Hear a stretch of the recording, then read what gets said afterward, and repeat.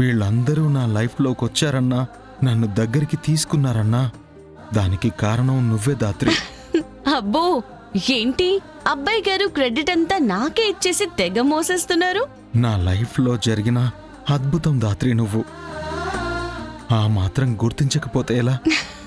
చాలే కాని పద.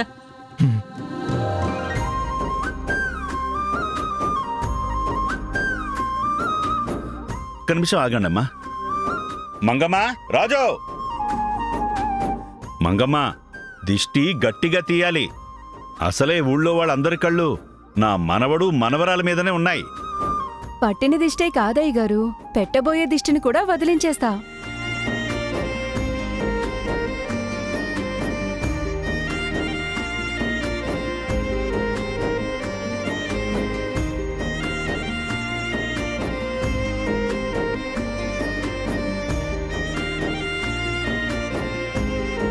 నువ్వే నా మనవడం తెలియక ఈ మహల్ నుంచి గెంటేశాను కేదార్. అందుకే యువరాజుగా నిన్ను ఈ మహల్లోకి తీసుకురావాలనుకున్నాను. రండి.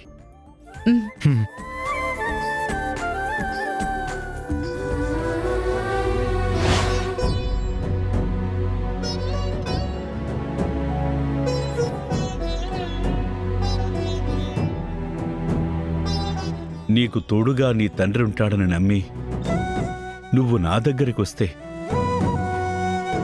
ఆ నమ్మకాన్ని నిలబెట్టుకోలేకపోయానమ్మా.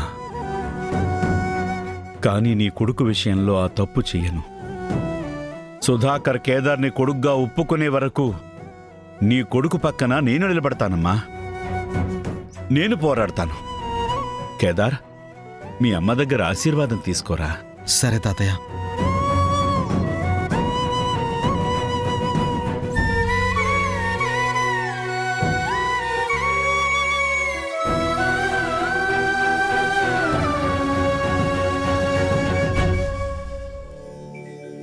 కేదార్, తీసుకో. ఏంటి తాతయ్య గారు ఇవి? ఈ మహల్ పత్రాలమ్మా. మనకున్న ఆస్తి పత్రాలమ్మా. ఈ మహల్కి వీటికి వారసుడు కేదారే కదా, అందుకే వాడికే ఇస్తున్నా. తీసుకోరా.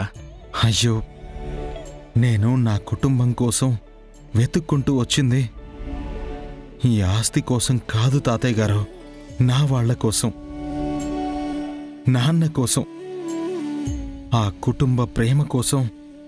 నాకు ఏ ఆస్తి వద్దు. ఇది నీ హక్కు నాన్న, కాదనకు. మీ అమ్మ నీకు వదిలి వెళ్ళిన ఆస్తి ఇది. ఇదంతా నీదే.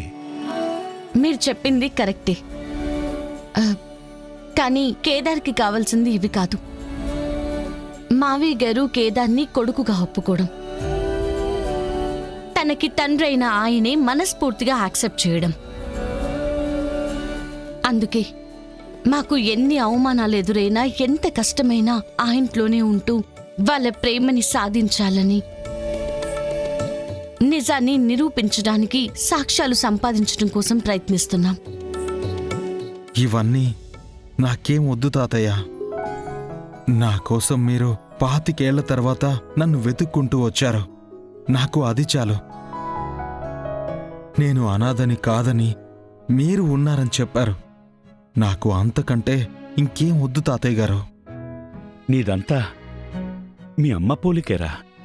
అందుకే మనుషుల్ని ప్రేమతో చూస్తున్నావు. మోసంలో కూడా ప్రేమనే వెతుకుతున్నావు. కానీ ఆ సుధాకర్ దుర్మార్గుడు. అందుకే వాడి కొడుక్కి అన్నీ వాడి పోలికలే వచ్చాయి. నోరు తెరిస్తే అబద్ధం, నమ్మించి మోసం చెయ్యటం అన్నీ తండ్రి పోలికలే. యువరాజ్ స్వార్థపరుడే కాని దుర్మార్గుడు కాదు తాతయ్య గారు. తన దానికోసం ఎంత దూరమైనా వెళ్తాడు, ఎవరినైనా మోసం చేస్తాడు. వాడు కుటుంబం పరువు కోసం పోరాడుతున్నాడు. నేను కుటుంబం కోసం పోరాడుతున్నాను. అంతే తేడా. నా కూతుర్లానే మీరు కూడా మనుషుల్లో మంచి తప్ప ఇంకేం చూడలేర్రా. అందుకే వాళ్ళ చెడుబుద్ధిని చూడలేకపోతున్నారు. పోనీలే, ఈసారి మీ జోలికొస్తే వాళ్ళని అడ్డుకోవడానికి నేనుంటాను. ఈ వీరశంకర్ ఇంటికి మనవడు తిరిగొచ్చాడని అందరికీ తెలియాలి. వెంటనే పెద్ద ఫంక్షన్ ఏర్పాటు చేసి మన వాళ్ళందరికీ విషయం చెప్తాను. అందరి ముందు నువ్వు ఈ 100 కోట్ల ఆస్తికి వారసుడివని ప్రకటిస్తాను. సరే తాతయ్య, మీ ఇష్టం. రాజు, పెద్దయ్య, భోజనాలు తయారయ్యాయా? తయారయ్య పెద్దయ్య. సరే, వడ్డించు. వెళ్ళి భోజనం చేద్దాం రండి.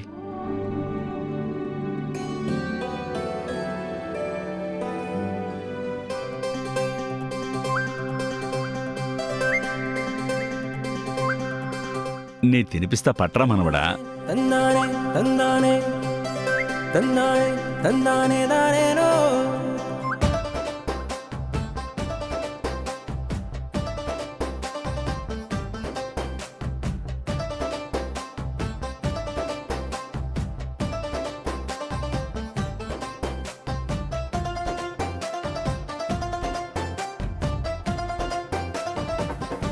తందానే రానే రానే ఓ తందానే రానే రానే నా తందానే రానే రానే ఓ తందానే రానే రానే నా ఓ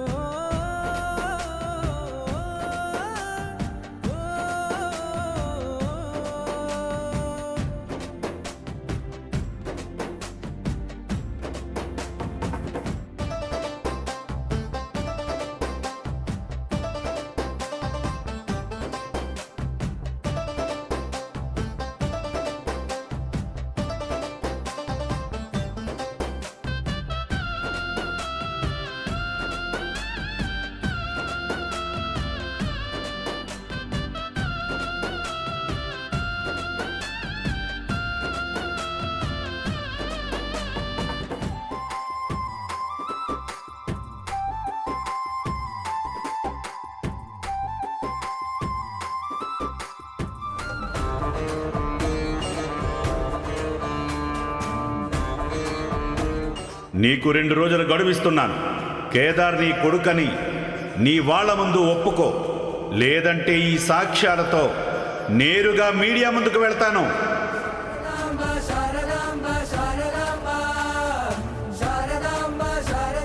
ఏం ఆలోచిస్తున్నారు బాబాయ్?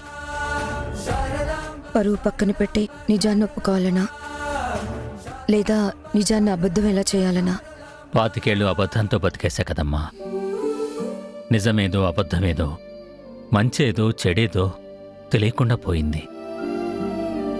నిజం వైపు నిలబడే ధైర్యం లేదు, మోసం వైపు నిలబడాలని లేదు. 25 ఏళ్ల ముందు తెలుసో తెలియకో తప్పు జరిగిపోయింది. దాన్ని సరిదిద్దుకునే అవకాశం మీకిప్పుడు వచ్చింది. అయినా కేదార్ ఆస్తులు అడుగుతున్నాడా, అందరి ముందు గుర్తింపు అడుగుతున్నాడా? ఈ కుటుంబం మన ప్రేమ అడుగుతున్నాడు, అంతే కదా? అది వాళ్ళ హక్కు బాబాయ్. దాన్ని వాళ్ళకిచ్చేద్దాం, దాన్ని వాళ్ళకిచ్చేద్దాం, దాన్ని వాళ్ళకిచ్చేద్దాం.